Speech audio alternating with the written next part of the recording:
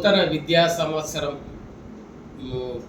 వస్తున్న సందర్భంలో ప్రైవేట్ పాఠశాలలు అయితేనేమి, ఇతర పాఠశాలలు, స్కూల్ బస్సులు, ఎడ్యుకేషనల్ ఇన్స్టిట్యూషన్ బస్సెస్ వీటికి 15 ఏప్రిల్కి ఫిట్నెస్ అయిపోయింది. సో వాటికి ఇప్పుడు రినివల్ చేసుకోవాల్సిన అవసరం ఉంటుంది. కాబట్టి అట్టి వాహనాలన్నీ కూడా మళ్ళీ స్కూల్స్ ఓపెనింగ్ జూన్ 14 ఆ ప్రాంతంలో ఉంటుంది. కాబట్టి ఆ లోపు అన్ని వాహనాలు ఫిట్నెస్ చేసుకోవాల్సి ఉంటుంది.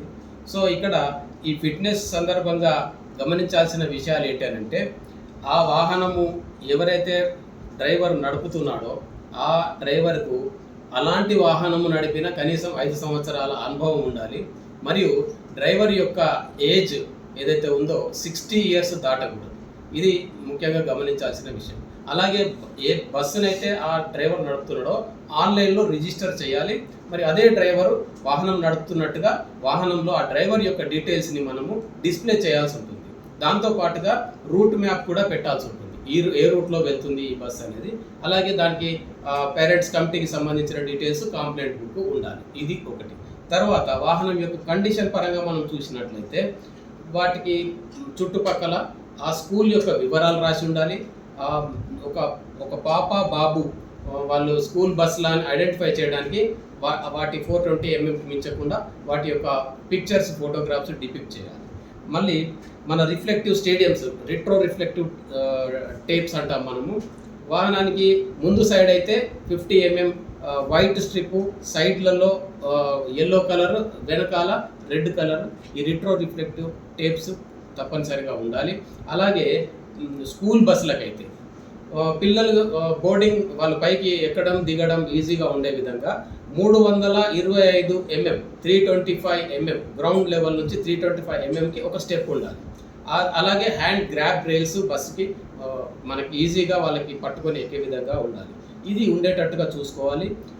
సైడ్ రైలింగ్ కూడా 2 రాడ్లకు తక్కువ కాకుండా అన్ని చుట్టూ గ్లాసెస్కి వాటికి ఉండాలి. అలాగే హారిజాంటల్ గ్రిల్స్ అంటాం మనము.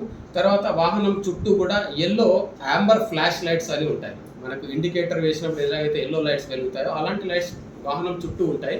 సో వాళ్ళు ఎక్కడైనా బోర్డింగ్ అలైన్మెంట్ రెండు జరుగుతున్నప్పుడు అక్కడ బస్సు ఆపగానే ఈ యాంబర్ ఫ్లాష్ లైట్స్ చుట్టూ వెలిగేటట్టుగా చూసుకోవాలి. అవి ఉన్నాయో లేవో కూడా చూసుకోవాలి.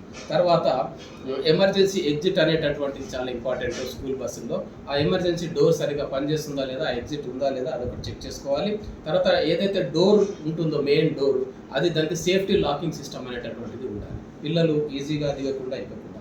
మళ్ళీ తర్వాత హ్యాండ్ అండ్ పార్కింగ్ బ్రేక్ ఏదైతే ఉంటుందో పార్కింగ్ బ్రేక్ అనేది కూడా వాహనంలో తప్పనిసరి పనిచేస్తూ ఉండాలి. తర్వాత డ్రైవరు ఎవరైతే బండి నడుపుతుంటాడో వాహనము లోపల డ్రైవర్కు కనబడే విధంగా అదొక్కడ కాన్వెక్స్ మనం మిర్రర్ పెట్టాలి.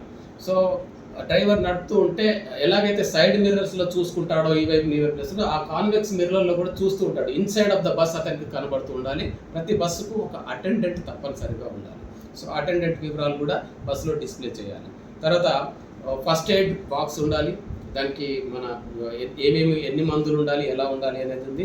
తర్వాత ఫస్ట్ ఎయిడ్ కిట్తో పాటు ఫైర్ ఎక్స్టింగ్విషర్ అనేది ఒకటి ఉంటుంది. ఆ ఫైర్ ఎక్స్టింగ్విషర్ కూడా ఉండాలి. దాని తర్వాత రూఫ్ టాప్ మరియు ఫ్లోరు నాన్ స్కిడ్ మెటీరియల్తో చేసి ఉండాలి.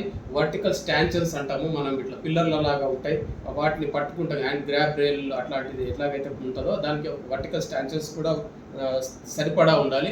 సీట్స్ కండిషన్గా ఉండాలి. మళ్ళీ ఆ సీట్స్ ఇప్పుడు పిల్లలు బుక్స్ పెట్టుకోవడానికి ఆ సీట్స్ కింద ఒక ర్యాక్ ఇవ్వాలి. మనం ఆ కింద బుక్స్ పెట్టుకుంటారు. సో అలాంటి ప్రొవిజన్ కూడా ఇవ్వాలి.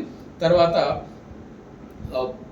ఒక ప్రొవిజన్ ఉండాలి ఎవరెవరు ఆ స్కూల్ బస్సులో ట్రావెల్ చేస్తున్నారు అనేటట్టు. ప్లస్ పేరెంట్స్ కమిటీ అనేది ఒక కమిటీలో ఆ కమిటీకి ఒక నామినేట్ చేస్తూ ఒక పేరెంట్తో తనిఖీ చేయించాలి బస్సుని ప్రతి నెల 2 నెలలు 3 నెలలకు ఒకసారి చొప్పున.